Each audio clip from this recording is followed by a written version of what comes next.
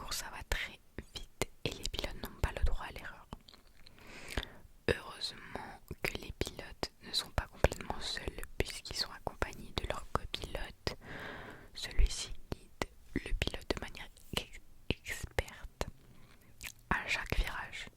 Le fait que le WRC se déroule aux quatre coins du monde signifie également que les pilotes doivent maîtriser toutes sortes de terrains, donc que ce soit de la neige, de la glace ou les déserts. Voilà.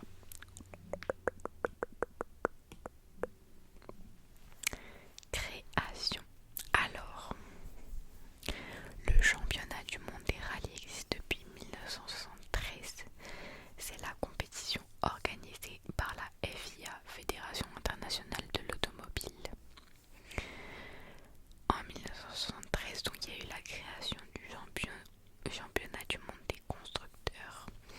Et en 1979, le championnat du monde des pilotes et copilotes.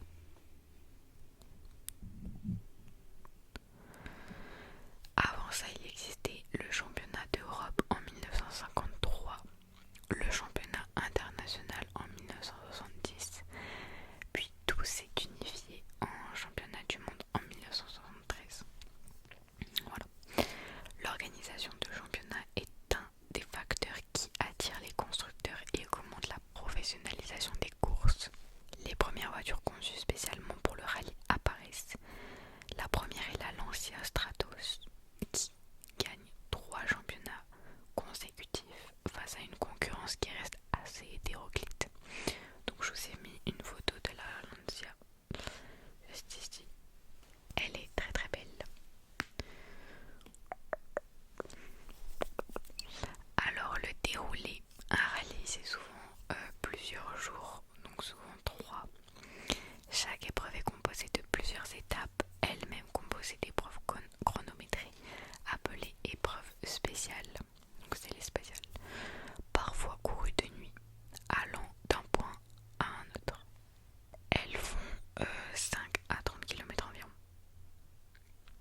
Chaque équipage part un par un, le plus rapide gagne du temps. Les parties non chronométrées sont appelées étapes de liaison. Donc c'est sur les routes normales et il faut respecter le code de la route évidemment.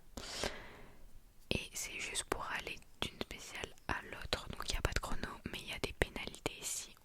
Il y a du retard tout simplement. Création de la catégorie WRC.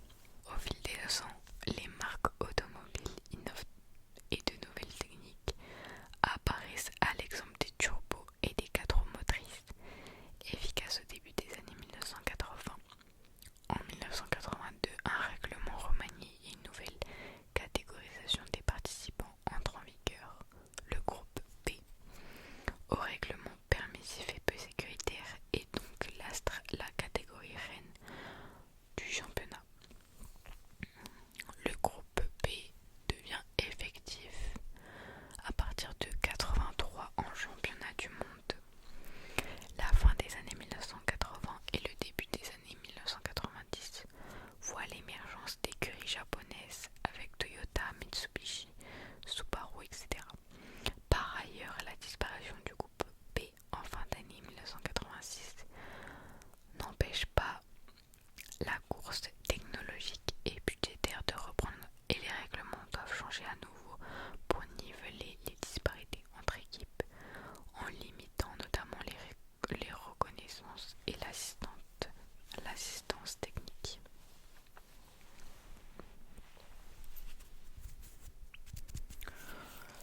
Conséquence directe de la perte de la popularité de la discipline.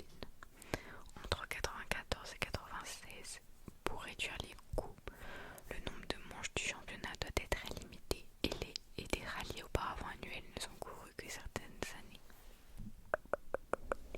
Alors maintenant on va parler du rallye Monte Carlo 2026 puisque c'était il y a quelques jours.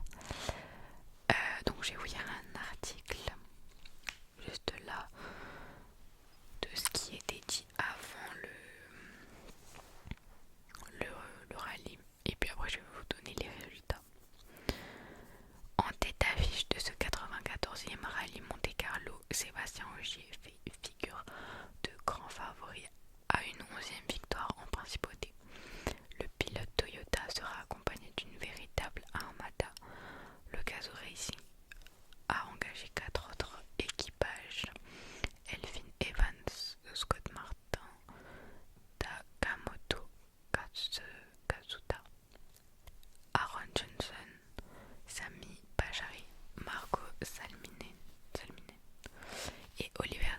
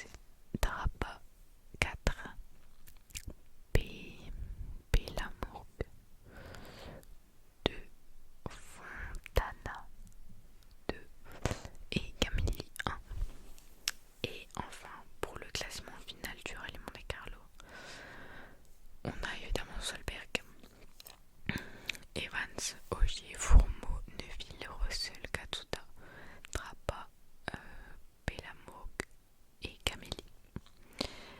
Voilà, à savoir que Solberg il a mis 4h24 minutes et 59 secondes en tout. Et Evans le suivait avec 51 secondes,8. Voilà, donc c'est très peu mais en même temps c'est énorme. Voilà. Alors, info en plus, la Scuderia Lancia est l'écurie détenant le record du nombre de titres constructeurs avec 10 titres de champion du monde remportés des années 1970 au début des années 1990. Le championnat qui gagne quoi? Il y a 3 classements: le champion du monde pilote, le champion du monde copilote et le champion du monde constructeur. Ensuite, Power Stage, c'est la dernière spéciale et c'est des points bonus pour les plus rapides. Les légendes à connaître. Alors il y a Sébastien Loeb, je sais pas trop comment ça se dit, avec 9 titres. On a Sébastien Ogier, multiple champion, Gail Rovanpera, Colin McRae. Voilà. Donc il faut savoir que les petits commentaires entre parenthèses, c'est pas moi qui les ai mis, c'est ChatGPT parce que je me suis un peu aidée pour finir le diapo. Alors en rallye, on n'utilise presque plus l'embrayage en roulant. On utilise le pied droit pour accélérer et le pied gauche pour freiner. Les deux pieds travaillent en même temps. Ça permet donc d'être plus rapide. Donc pas besoin de déplacer le pied, tu freines instantanément. Et ça permet de gagner de précieux dixièmes de seconde. À savoir qu'en WRC, 0,1 seconde, c'est énorme. On le voit sur le classement final en fait. Parce que 1 seconde plus 1 seconde plus 1 seconde, bah, ça fait pas mal.